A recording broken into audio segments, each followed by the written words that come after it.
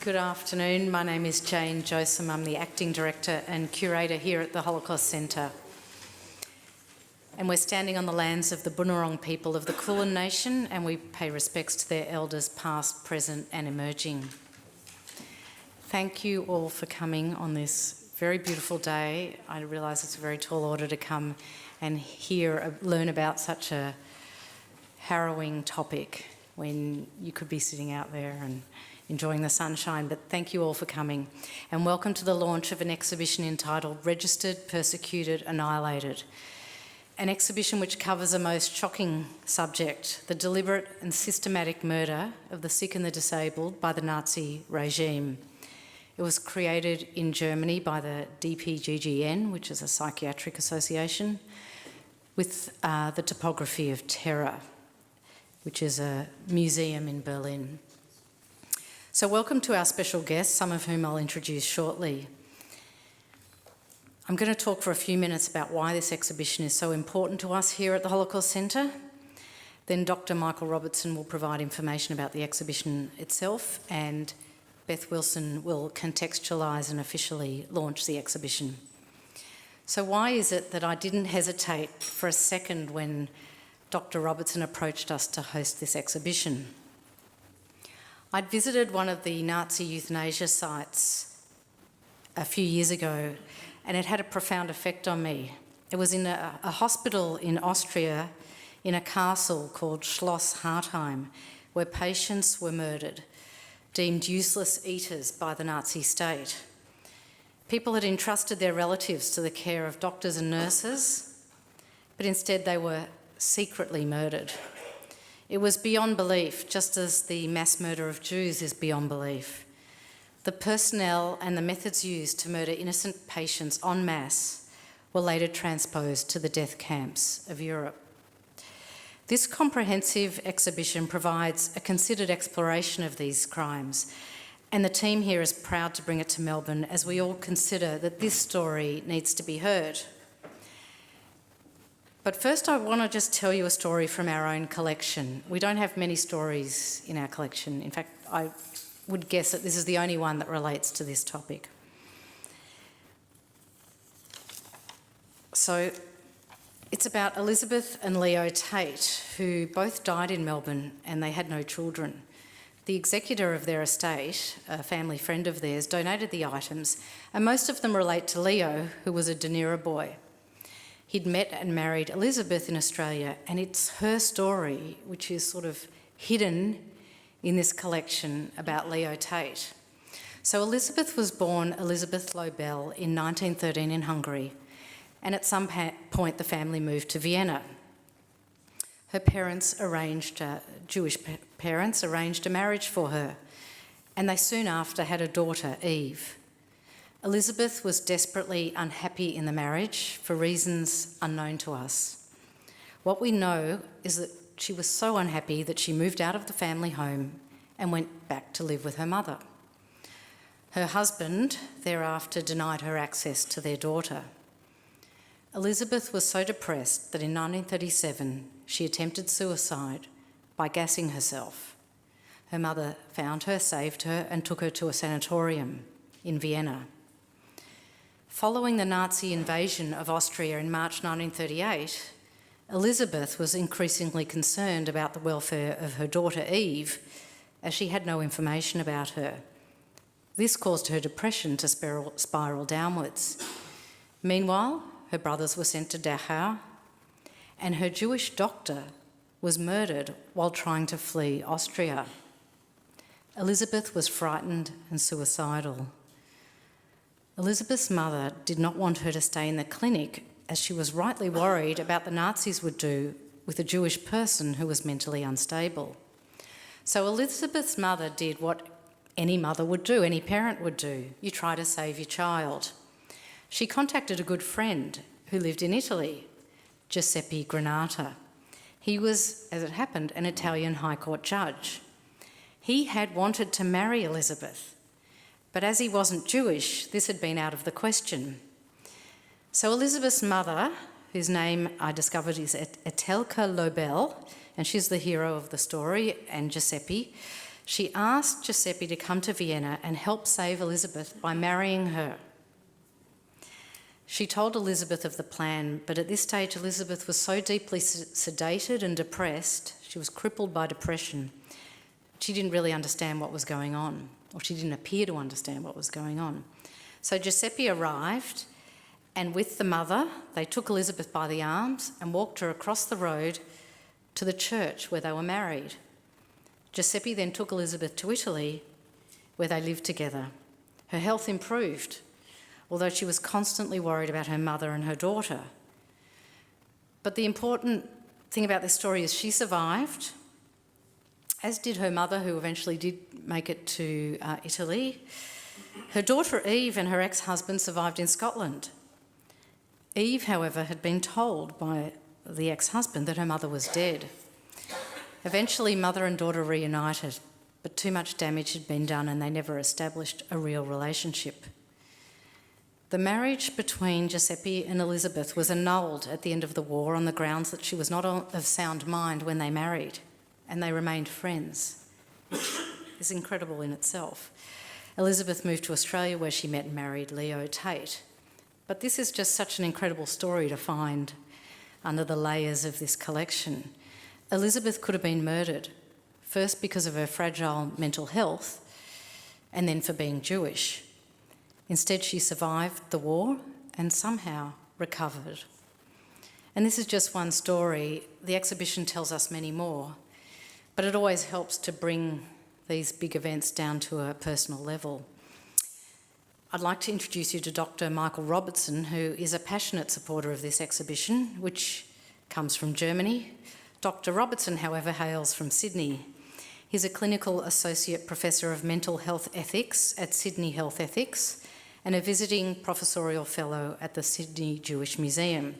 His clinical work is in occupational psychiatry and civil forensic psychiatry. He had worked previously in acute adult and community psychiatry for 20 years and had been a previous head of Department of Psychiatry at the Royal Prince Alfred Hospital. A few of us have been privy to a wonderful floor talk. His knowledge on this subject is comprehensive. Thank you for that. But there's many other things I could tell you about Dr. Robertson, but his interests include the depiction of psychiatry in cinema and human rights abuses perpetrated by psychiatrists under National Socialism in Germany, which leads us to this exhibition. So please welcome Dr. Michael Robertson to the stage to give us a background to the exhibition. Director Josem, Commissioner Wilson, survivors, distinguished guests, ladies and gentlemen. On Tuesday, July 25th, 1939, a 4-month-old boy named Gerhard Kretschmer was administered a lethal dose of the barbiturate phenobarbital in a paediatric clinic in Leipzig. Born blind and with malformed or absent limbs, Gerhard was a sickly boy who suffered frequent seizures. For the duration of his short life, Gerhard's father referred to him simply as that monster. Gerhard's parents had appealed directly to Adolf Hitler's Chancellery for permission to grant the baby Gnadentod, or mercy death. The Kretschmars were pleased to be liberated of what they saw as the burden of their disabled child and rejoiced in later birthing so-called normal children for their beloved Führer and the fatherland. Gerhard Kretschmer would prove to be the first of 300,000 murders of adults and children in a crime that is now known as Krankenmorde, the murder of the sick. 5 years earlier, the new National Socialist regime enacted hereditary health legislation that would enforce the sterilisation of 400,000 people. Up to 5,000 people died from complications of these procedures, while the hundreds of thousands who suffered lived with the affront of this assault on their body and their personhood. The infanticide of Gerhard Kretschmer pushed the persecution and exclusion of people living with disabilities and illnesses into a new phase of unrestrained mass killing. Special children's killing centres, called Kinderfachabteilung, would murder 5,000 children with disabilities by 1945. Tens of thousands of other people would be murdered in gas chambers in a network of killing centres under a medically supervised and coordinated program known as Aktion, or Operation T4. Equal numbers of people living in asylums in Poland and the USSR would be killed throughout the war by gunshot or mobile poison gas chambers mounted on modified trucks. These sporadic massacres by Einsatzgruppen and Wehrmacht detachments were often at the request of the victims' doctors. So proficient were these murderers of the sick and the disabled that they would be tasked with the implementation of killing concentration camp prisoners too weak to work, and ultimately the attempted genocide of Poland's Jewish population in the right-hand death camps of Berzec, Sobibor and Treblinka. Many of the Shoah's most barbaric criminals began their careers in Action T4. After the summer of 1941, the responsibility of cleansing the folk of those deemed life unworthy of life would be handed to psychiatrists, nurses and functionaries in a network of hospitals that became the new factories of death. Jewish patients in hospitals and care institutions in Germany and in occupied territories were murdered regardless of their clinical state. The Jewish patients of hospitals in the Berlin area who perished in 1940 in the gas chamber at Brandenburg an der Havel euthanasia centre were among the Holocaust's first victims. The history of the Krankenmorde is littered with accounts of psychiatrists and other health professionals misusing positions of power to persecute violently and abuse people entrusted to their care. Far from the ideas of a mercy death, so-called euthanasia was a violent crime of which many terrified victims were aware. Ludwig Schaik, the director of the Protestant mental hospital in Stettin, wrote, "A great number of them knew of their peril. They wept.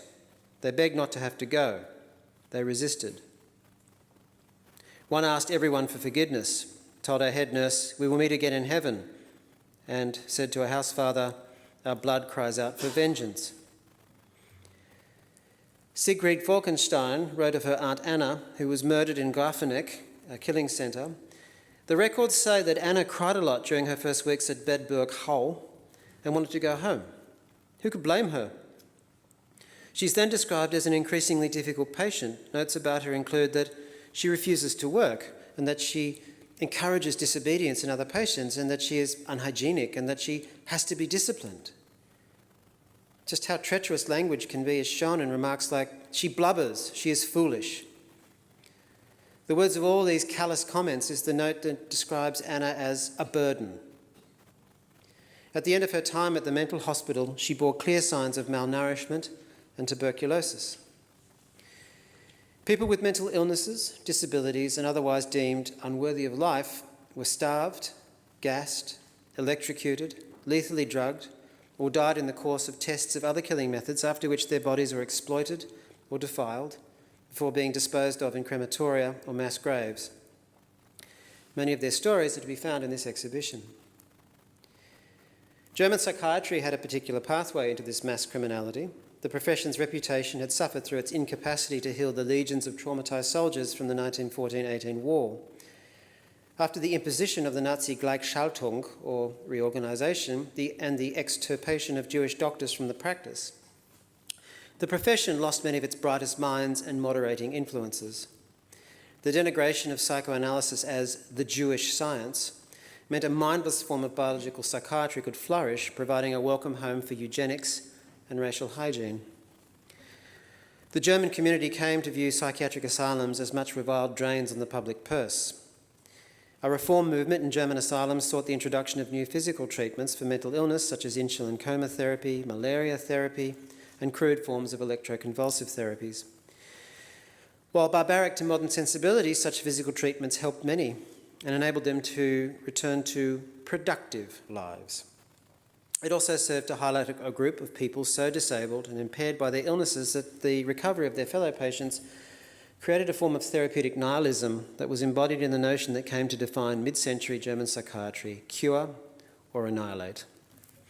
This was not a case of uniform perpetration by the profession. There are numerous instances of resistance or refusal of psychiatrists to participate in the selections of patients for death. The majority of the profession, however, were either bystanders or beneficiaries of the crime. In our research work, we've encountered innumerable instances of psychiatrists during the National Socialist period going about their work oblivious or indifferent to the murder of patients by starvation, overdose or gas. The privations and human rights abuses in German mental health institutions in mid-century were to be found in all developed nations.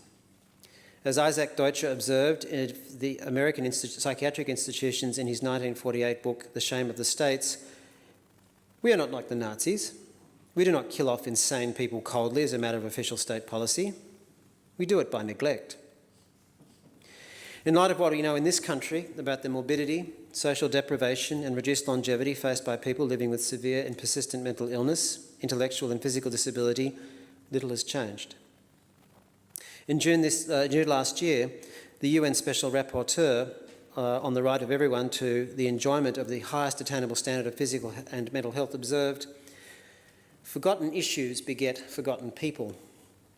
The history of psychiatry and mental health care is marked by egregious rights violations such as lobotomy performed in the name of medicine. Excuse me. Since the Second World War and the adoption of Universal Declaration of Human Rights, together with other international conventions, increasing attention has been paid to human rights in global mental health and psychiatry. However, whether the global community has actually learnt from the painful past remains an open question. After the war, most of the perpetrators of the Krankenmorde returned to their professional lives, many receiving acclaim at the time of their retirements or death. Transcripts of the final judgment of the doctor's trial in Nuremberg in 1947 appear to indicate that the judges took the view that the state had the right to end the lives of those deemed appropriate for euthanasia, and that such killings did not constitute a crime unless based on racial grounds or perpetrated against citizens of other nations. It was not until the 1980s that a series of social democratic governments in Germany sought to acknowledge these forgotten victims of National Socialism. Even then, the Bundestag agreed to a one-off 5,000 Deutschmark payment to sterilisation victims to put an end to the matter. The stigma of mental illness, genetic vulnerability, intellectual and physical disability continued to silence the victims of the Krankenmorde or their families for many decades. In 2009, Frank Schneider, in whose place I stand today, was elected to the presidency of the German Society for Psychiatry, Psychotherapy, Psychosomatics and Neurology, or the DGPPN. Schneider's main priority as president of the DGPPN was to bring his profession with him in engaging with its past, not only to atone for the crimes perpetrated by psychiatrists in the Nazi years, but also to document them. Schneider sought to embark on a process of education and research about the lessons of this time in history of his profession and work towards a formal apology for the crimes of psychiatrists in the Nazi period. Schneider prevailed ultimately on both the question of an official apology and modifying the DGPPN's constitution to acknowledge the historical significance of the Nazi period. Schneider delivered the apology in Berlin in November 2010, stating, "In the name of the German Association for Psychiatry and Psychotherapy, I ask you, the victims and the relatives of the victims, for forgiveness for the pain and injustice you have suffered in the name of German psychiatry and at the hands of German psychiatrists under National Socialism, and for the silence, trivialisation and denial that for far too long characterised psychiatry in post-war Germany." The exhibition that we gather to open here today was another product of Schneider's project and was developed in cooperation with the Topography of Terror Foundation and the Foundation Memorial to the Murdered Jews of Europe. In 2013, we began our project at Sydney Health Ethics to study the complex relationship between the medical profession and the state, focusing on the lessons of the Krankenmorde. Since then, we have been privileged to partner with the Sydney Jewish Museum and now the Melbourne Holocaust Centre in a fruitful collaboration of community and academic events such as this exhibition. We are now delighted and honoured to have the same opportunity to work with the Melbourne Jewish Holocaust Centre. While conducting fieldwork at the Grafeneck Memorial Site in Germany in 2015, we were able to see this exhibition on display at a psychiatric hospital in Günzburg and observe the impact it had on the local community. Inspired by our experience in Germany, we resolved to bring the exhibition to Sydney and now to Melbourne, and we are grateful to many people who have enabled this, and I would like to make special mention in Sydney to Lucille Siegel, the Sonnenstein family, and also to my colleagues at Sydney Health Ethics. As the Holocaust injuncts us to reject and abhor anti-Semitism and all forms of racism, so does the Krankenmorde highlight our responsibility to identify ableism in our public policy, our language, our institutions, and our personal thoughts. The recent massacre of Jewish men and women in Pittsburgh reminds us of the anti-Semitic crimes of the mid-20th century remain a reality. But in October, The New South Wales Ombudsman tabled a special report to the New South Wales Parliament in response to 206 reports of the alleged abuse and neglect of adults with disability. The findings of this inquiry were deeply disturbing and inform us of the darkness in our species that we thought banished to other times. In the Australian Senate in September this year, Senator Jordan Steele John read out the names of dozens of adults and children with disabilities who had died in circumstances of abuse and neglect, stating, "These are the human beings, the loved ones, the mothers, the fathers, the sons, the partners who need justice, who demand justice, whose lives are worth living." These words were spoken just over a month after the words "final solution" were used in the same chamber. Ableism, that is, the discrimination or prejudice against people with disabilities, exists in an arc from human rights violations, such as court-mandated involuntary sterilisation of young women with intellectual disabilities, laws that allow for the indefinite civil detention of people with cognitive disabilities, and systems that have enabled the over-imprisonment of people living with mental illness and disabilities and their widespread abuse when in jail, through to the subtle patronising acts or misplaced pity for people living with disabilities. The 2015 report of an Australian Senate inquiry found that violence, abuse and neglect of people with disability is widespread and takes many forms. It stated, "Throughout this inquiry, the evidence presented from people with disability, their families and advocates showed that a root cause of violence, abuse and neglect of people with disability begins with the devaluing of people with disabilities." The most malignant form of ableism is invisibility, which is shamefully rampant in our health system and our public policies. In all its form, ableism avers that people with disabilities have lives of lesser value than others. Leo Alexander, the physician who advised the prosecution of the Nazi doctors in Nuremberg, noted that the introduction of utility or functional capacity as the defining metric in healthcare and the relative valuation of life that follows was the fundamental moral misstep taken in the crimes of the Nazi doctors. The compelling question we are left with is, what form does this take now? The legacy of the Krankenmorde demands our sophisticated engagement with questions about our culture and our values. We must do so in a manner that avoids facile comparisons with what the Nazis did. Questions such as, how do we value people? Have our professions engaged with their past as a means of reflecting on their future? Do our social institutions operate on resilient value systems that will prevent the kind of collaboration with the malignant political influence seen in the National Socialist period? Are we a community that can reflect on latent racism and ableism? Does our health system value all life intrinsically? Does well-intentioned end-of-life legislation safeguard future abuses? Are reproductive rights inalienable? We might take comfort that we remain vigilant about another Hitler hijacking our social institutions and professions. In doing so, we must not neglect the series of small steps taken by others, unwitting or otherwise, that made this possible. It is our hope that this exhibition and the activities around it will help contribute to this reflection. Thank you. Thank you, Dr. Robertson, and thank you for reminding us how important the past is to today, and good luck with all your work in this sphere. When we look for the right person to launch this exhibition, or when we do, there's usually a host of names to choose from, but because of the nature of this exhibition, it was kind of outside of our usual suspects, so we scratched our heads.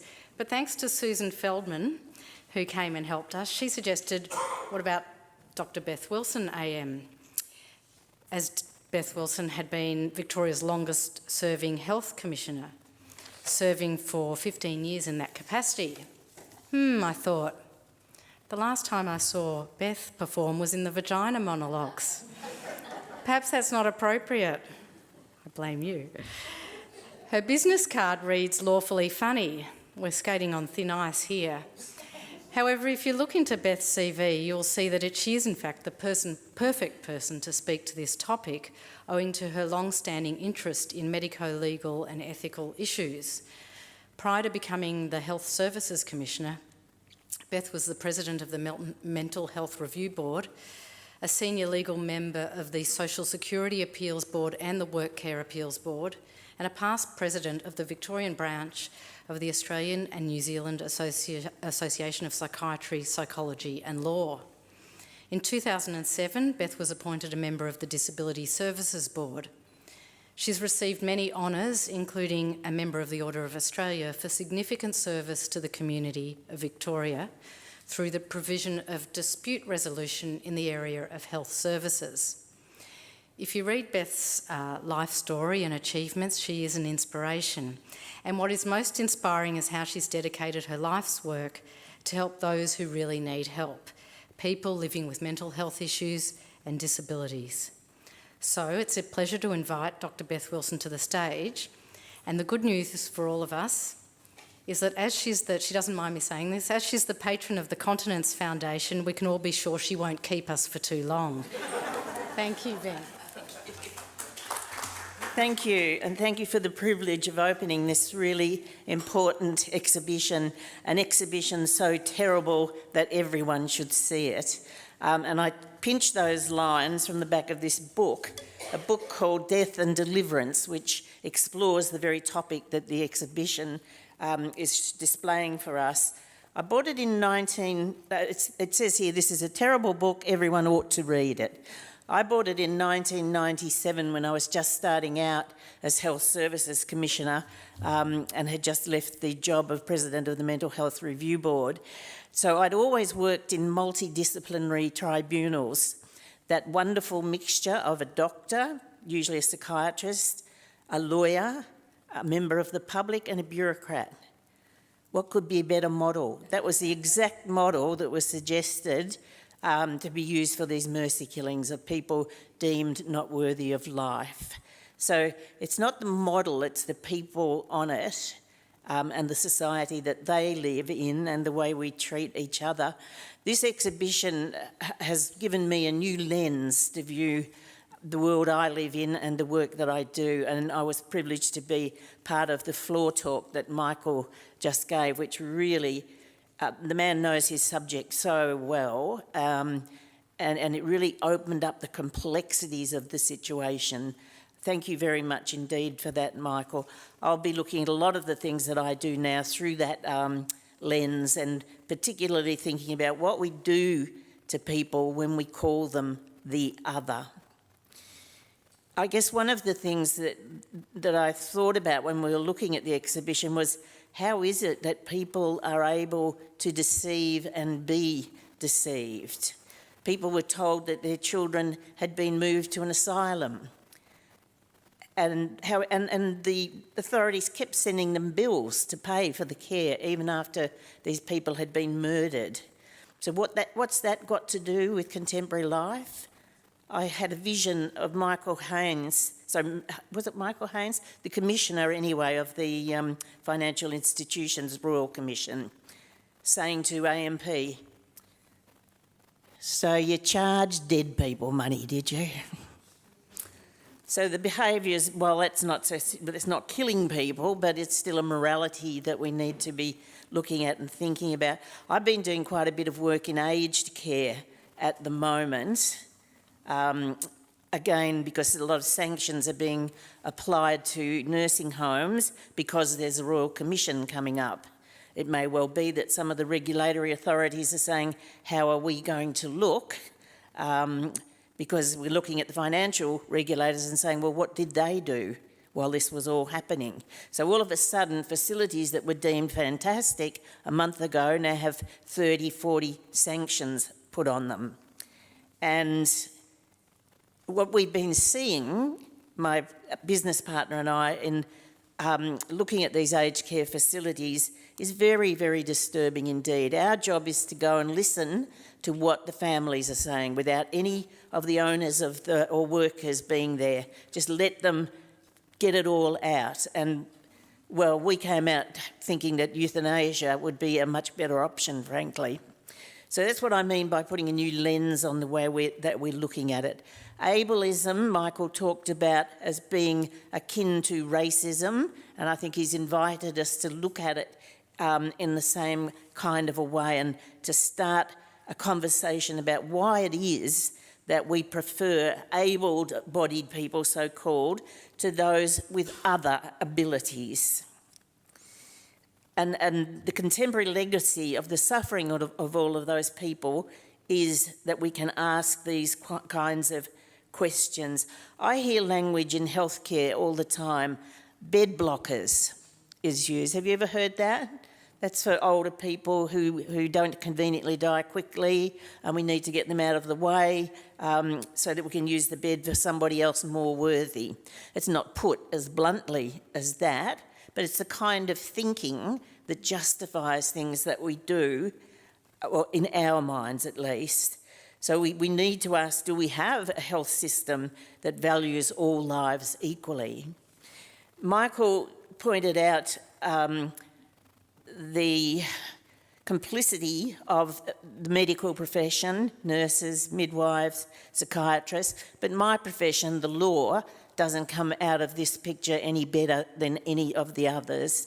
There were bureaucrats, there were doctors, there were lawyers, people who make decisions, who were able to persuade themselves for their own convenience, perhaps, to be complicit or to be quiet, except for those amazing people who stand out. There was a judge whose name starts with K. Do you remember? Yeah, exactly. Who makes you think, wow, you know, there's someone who will stand up and not participate and will fight it. He certainly suffered for it, but he did try.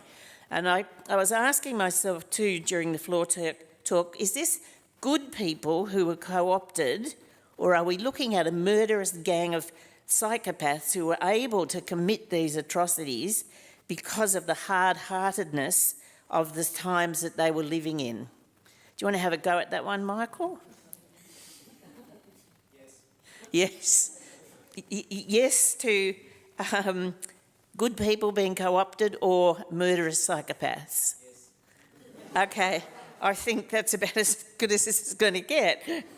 So, again, though, we can use the lens of what we've seen today to try and think about those kinds of things. I guess the culture that we all live in is partly created by the language that we use. So when we say things like bed blockers or call people by unfriendly names, that allows us to behave in ways that are not really good. We have seen in the area of disability some really important changes. We have NDIS. I know that it's complex and people are grappling with it, but I have family with disability who are loving it because they can get to make some of their own choices. We see language changing. We no longer have the Spastic Society. It's now called Spectrum Australia. The Deaf Blind Society is now Able Australia. So a lot of this thinking has been going on.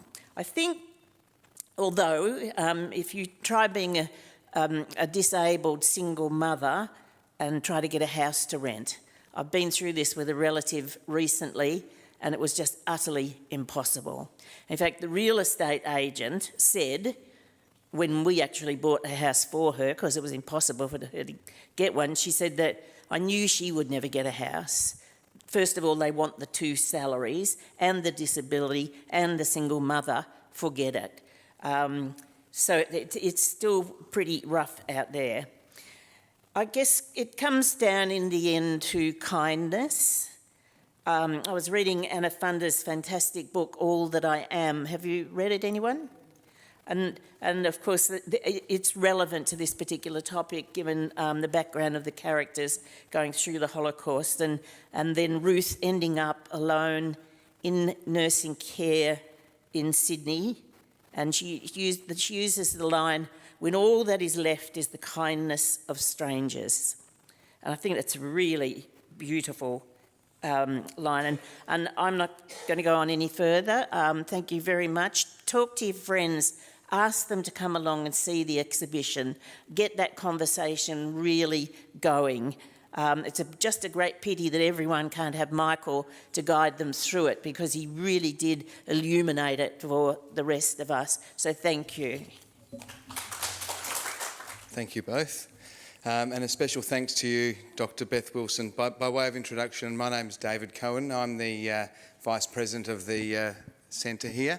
and part of what we are the next generation, I suppose, with Jane as our acting director and a bunch of other what we call third generations from the survival, from the Holocaust survivors that are looking to give a broader succession planning to our amazing institution here. So thank you, Dr. Beth Wilson, for those words and for being so helpful with the team here in connecting us to the right people to help us promote the exhibition.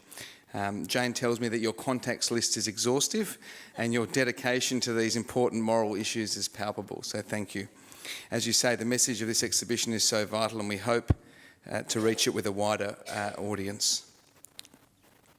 Dr. Michael Robertson, your support has been fantastic. And I believe you've been a fantastic champion of this travelling exhibition, having worked to bring it, as you mentioned, through the Sydney Jewish Museum and now here. We hope that it travels further. Clearly this is a topic you are passionate about, and we all heard that today in incredible detail, and have been the beneficiaries of this. I've been informed also that you've flown down especially for today, and will be returning next Sunday to conduct more floor talks, and obviously as just mentioned, we need to spread the word to get as many people as we can to be here to listen to these floor talks, and also you're going to speak at a special panel discussion next week. Both Michael and Beth, we've got a gift here somewhere as a token of our appreciation.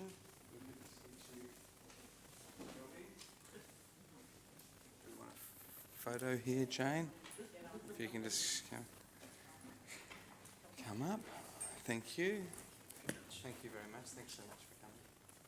And thank you. Thank you so much. Do you want to come in? Yep. Do you want to come in?